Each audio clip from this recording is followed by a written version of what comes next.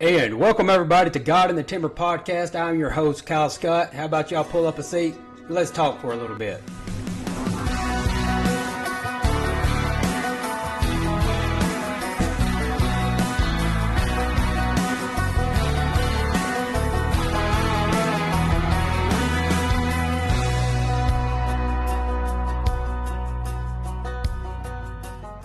And welcome everybody back to episode 11 of God in the Timber podcast.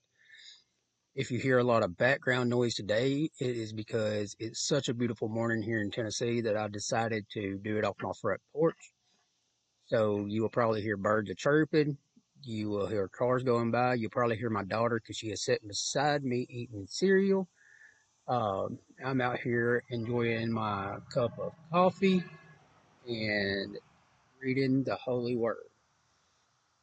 But while I'm out here looking in my front yard, I realize I really need to cut the grass and weed eat.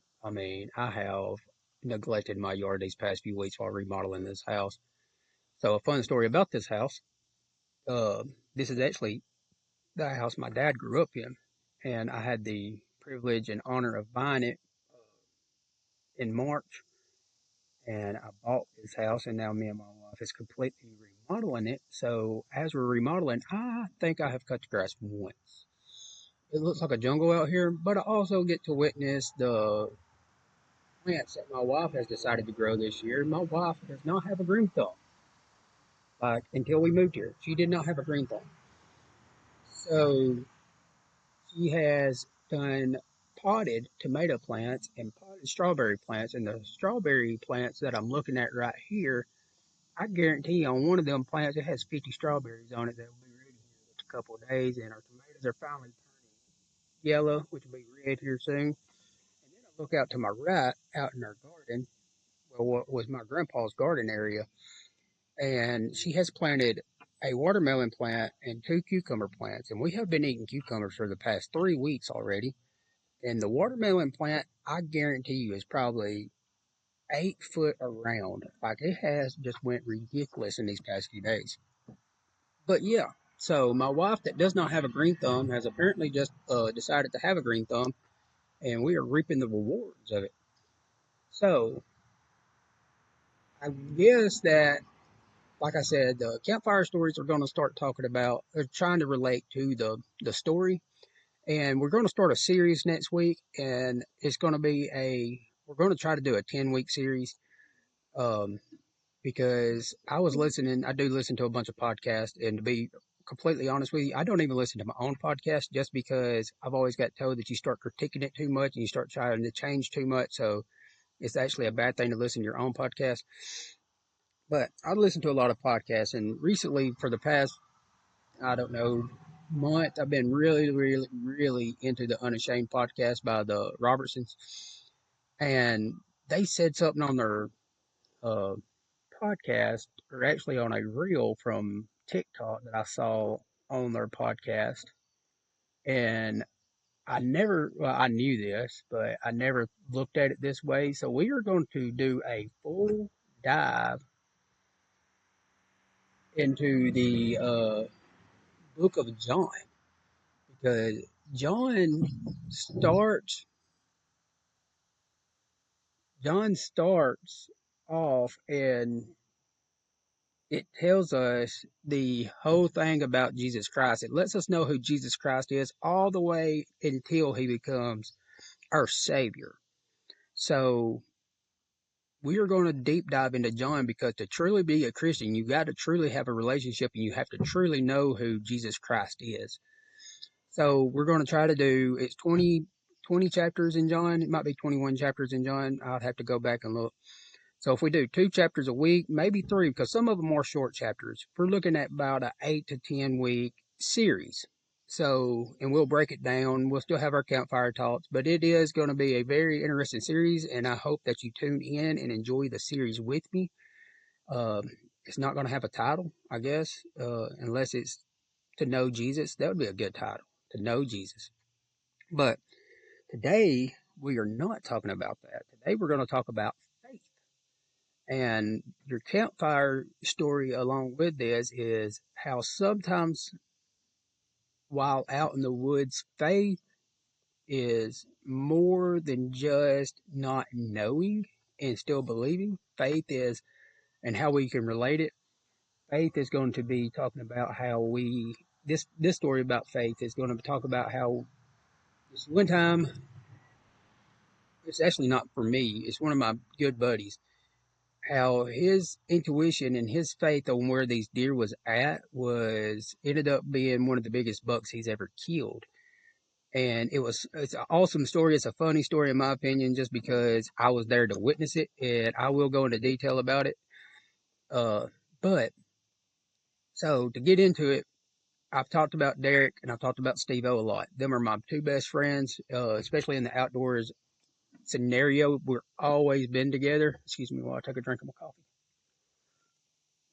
But we've always did stuff outside together.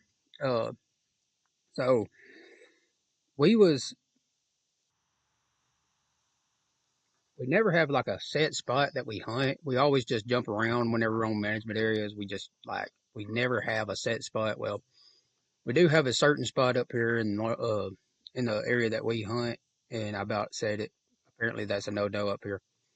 But that Derek was hunting a lot called the rock chair, and if you went and hunted it, it was literally just a bunch of rocks, and one of the rocks made a perfect little chair for you to sit against. Well, me and Derek hunted it together a couple of times, and Steve-O hunted it with us a bunch. But me and Derek hunted it one time, and I don't know why Steve-O wasn't with us, but we got to see a bunch of like little small bucks, and we all decided that we was going to hone into that area and try to kill a buck in that area because while driving, we've seen some pretty nice bucks across the road.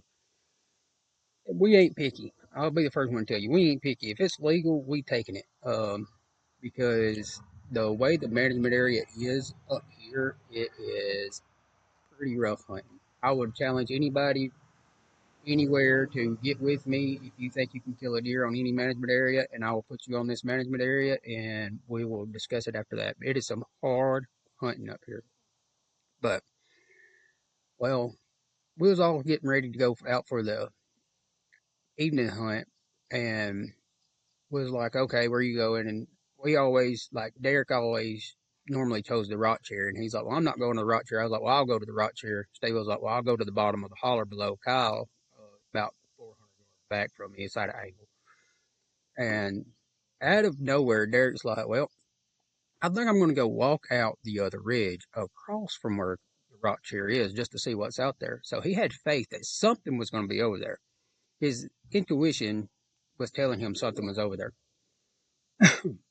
Walking in that day, I told Steve-O, I was like, hey, whether it be a doe, first thing I see, I'm popping today. We no sooner sat down and we heard 3, 4 seconds later, and we're like, what in the world? Where Steve-O has done gotten mad at me. At this time, there was no service in this area. He's done gotten mad at me thinking that, unless you're on top of the ridges, let's add that. If you was on top of the ridges, you had service. If you're down in the holler, you don't have service. He was done thinking that I have done walked all the way back here and within a few minutes done shot a doe. And Derek calls me and he is, breathing hard. And Derek has some nice deer on the wall from this area, some really nice deer on the wall from this area. And he said he's borderline mountable. And I was like, what in the world do you mean borderline mountable? He's either mountable or he ain't. He's like, I don't know if he's bigger than my biggest on the wall. And I was like, dang, because he's got a pretty big one on the wall. Well, the way we used to communicate, and we still do a lot, so we don't holler and scream in the woods, is we whistle back and forth. So I'm trying to figure exactly where Derek's at so I can go get in my truck and drive over there. So I whistle, but Derek whistles back. Now remember where Steve-O is in this story. He's in the bottom of the holler. So he don't know which way to go because he knows that I have the truck, but the way that it's echoing throughout the holler, he don't know if he needs to go up towards Derek or if he needs to go up towards me because we're both whistling at each other. Well, finally, he makes the right choice. He comes up to me. We go get in the truck and we go down there. And this deer was big. It was I think I would have to go back and look. It's a 9 point. It's an 8 point, a huge 8 point with a kicker off his back of his main beam. So it makes him a 9 point. But we load the deer up. We get going. And this is where the faith came in. We was talking to him. And I'm going to say faith because faith is a substance of something that you can't see, but you just feel. So we was talking to him, and we was like, "What made you like? You have hunted the rocks here for the past 6 weeks. What, or not 6 weeks, 6 days? My bad. What made you go somewhere different?" He said, "I just had a feeling that them deer was somewhere and was coming to the rocks here. I just had that feeling." So he had faith in his own ability. He had faith in his own understanding of the animals that we chase, that they was more than likely bedded on this ridge top that you really could not hunt, or you could hunt it, but it was a hard walk to get to, and it's really not a hard walk. He probably killed this deer 45 to 50 yards off the road that cuts through there, but you had to go over a bunch of deadfalls and stuff like that until you finally got back there into the pines and it opened up a little bit, and then you could walk on this pretty well worn logging road. So a few weeks after that, me and Steve was like, "Well, we just want to go over there." I want to say Derek went back to the rock chair, and we just wanted to go over there and see where, like how did he even see this deer? Because this deer was down in a bottom, bedded behind a deadfall with a doe. He already had the doe locked down, and like by the time we got to where he killed it at, the deer's already dead. Like we wanted to see how he was able to see this deer because it was a wicked little area that you could not see anything. So we walk down there and we get to the back of this road. Like we've already passed where Derek killed the deer, and we get to the back of this road, and you can tell where these deer has started a UFC match back here. The ground is tore up. There's hair everywhere, and I mean you can straight up tell that this was a UFC match between two deer. So we ended up calling it the well, for a while we don't call it that no more because it's overgrown again, but we was calling it the boxing ring. But yeah, Derek has faith in his ability and faith in what he is able to accomplish in the deer woods, and his wall shows it. One day I will get him to do like an MTV cribs of just his deer that he's taken from this area, and it is ridiculous. So let's get into the word for a little bit. Uh, it's going to be Hebrews 11:23 through 31. And this is literally, I've actually got this underlined in my Bible, and this is going to be King James version because I'm actually recording off of my phone to do some reels for the social medias. And then we're going to talk. I'm going to do another podcast right after this to schedule it for later about how nature is an amazing thing. So y'all tune into it also, and then the podcast following that is going to be the starting of the John. But Hebrews 11:23 through 31. This is going to be King James version. By faith, Moses, when he was born, was hid 3 months of his parents because they saw he was a proper child and they were not afraid of the king's commandment. By faith, Moses, when he was come to years, refused to be called the son of Pharaoh's daughter, choosing rather to suffer affliction with the people of God than to enjoy the pleasures of sin for a season, esteeming the reproach of Christ greater riches than the treasures in Egypt, for he had respect unto the recompense of the reward. By faith he forsook Egypt, not fearing the wrath of the king, for he endured as seeing him who is invisible. Through faith he kept the Passover and the sprinkling of blood, lest he that destroyed the firstborn should touch them. By faith they passed through the Red Seas as by dry land, which the Egyptians essaying to do were drowned. By faith the walls of Jericho fell down after they were compassed about 7 days. And by faith the harlot Rahab perished not with them that believed not, when she had received the spies of peace. So we go through Moses right here, and then we have Rahab at the end, but you see that how Moses' life was driven by faith.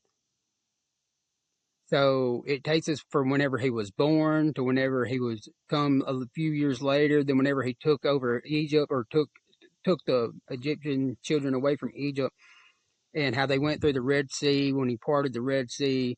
And then we get to see the walls of Jericho falling down, and then Rahab having faith that she was going to be protected, and she hid the spies. So faith is a powerful thing. And what does faith really look like? So faith does not have to be an outwardly appearance, because like in our own lives, I'm going to say that, but you need to have faith. Faith on the outside, people would never really notice, because faith is literally the belief of things that are unseen. Don't quote me on that definition, but that's my definition of it, because you have to have faith that what we do as Christians is what is the correct thing. Um, I have faith that I'm raising my kids up very godly, um, by the Bible. I have faith that the seasons are going to change, like actual seasons. Right now in Tennessee, I think today is supposed to be a high of 99, heat index of like one, I think they said 107. But guess what? As long as God allows it, here in a couple months, we're going to be back to some cool weather and right on the edge of deer season. So my faith falls in the Lord on knowing that He knows what's coming next, that He knows what's best for me, that He knows what is going to give glory to Him through me. If that makes sense. So you got to have faith, because without faith, I've used this before in the podcast. Without without faith, we are just we would just be wandering by aimlessly with nothing to really hope in. The devil uses our senses for his glory. So, but God does too. But the devil uses stuff that we can see to help us sin.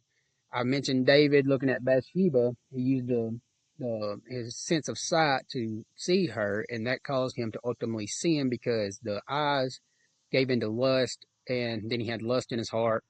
And you know the story after that. He sends for Uriah, I think it's Uriah, I can't remember, to be killed, which was Bathsheba's husband, after she gets pregnant. So the devil uses our senses against us, because he uses things that we can physically see, and we use it instead of having faith of the things that we cannot see.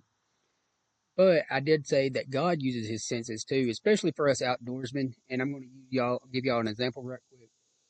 Think about, say, September the 30th. I'm going to use September the 30th, up until like October the 15th. We get to start seeing the leaves change. We get to start smelling the fall in the air, and we know that hunting season is close. We know that hunting season is right on knocking on the door. Which in Tennessee, we start hunting season last Saturday in September. But yeah, so we do. God does uses our senses for some things, and I do believe that God uses our senses in a different way than the devil does. The devil's going to show us stuff that we like, or that we think we need, or that we think like he's going to show us stuff that we want. God is going to show us stuff that we need to help with other people.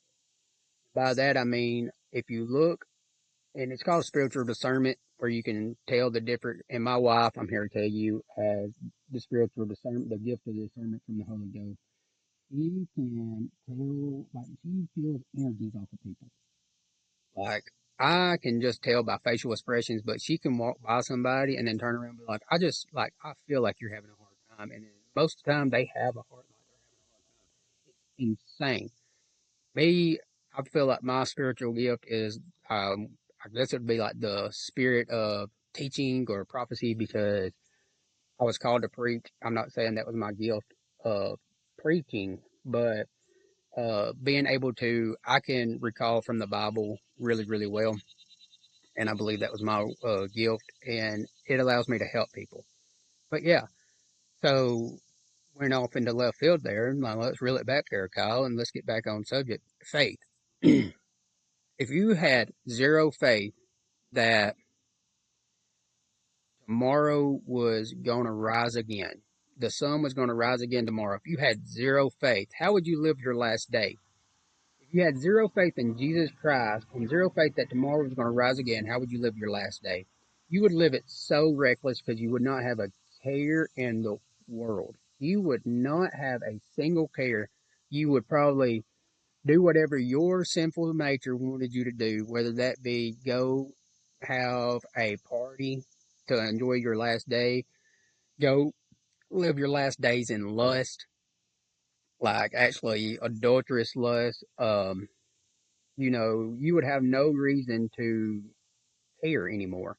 But by having faith in Jesus Christ, and we have the faith that our eternal home is in heaven, and we have faith that if God's willing that the sun's going to rise tomorrow, we have to have the conscious spirit about us, the conscious mind about us, to be like, you know what, I'm going to live in the Word. I'm going to walk in Christ's footsteps. I'm going to just keep on trucking. I'm going to keep on trying. So faith has to guide our lives more than we really think about it because we can't physically see God. Like we cannot see the face of God. We cannot put our hands on his features. We cannot smell his aroma, but we have to have faith in the small things. So like this morning, it's not hot and the wind is just barely blowing. And I just feel that God's presence is out here because I get to hear these birds chirping. My daughter's sitting right here to the right of me. She just got done eating her cereal, and I can see, like, I'm here to tell you, if you ever want to see the face of God and you don't have kids yet, the first time that you get to see, for me, it's $3. The first time you get to see their face, you're like, yeah, there's something greater out there than me. And it's an amazing feeling. But yeah, this was an amazing episode. I just feel like faith is like, or I say it's an amazing episode. Like God has literally put this on my heart. I was flipping through my Bible and I really did not know what He wanted me to talk about. I felt like He wanted me to talk about Sodom and Gomorrah. And then whenever I was reading into Sodom and Gomorrah, I was just like, I don't feel right. Is this something that Kyle wants to talk about? And then I literally closed my Bible and opened it up, and I was at Hebrews 11. So God definitely wanted to talk about faith. So I want to thank y'all for another awesome week. I will check y'all back at 7 a.m. next week. And as always, y'all share it. Y'all go to the social medias. Y'all like it and follow it and share them out also. Leave a 5-star review. And we are going to discuss some different topics in the next podcast, which I am recording right after this because I record all of my stuff in advance and schedule them out just so y'all get one every week. But I want to thank y'all for another amazing week, and I will see y'all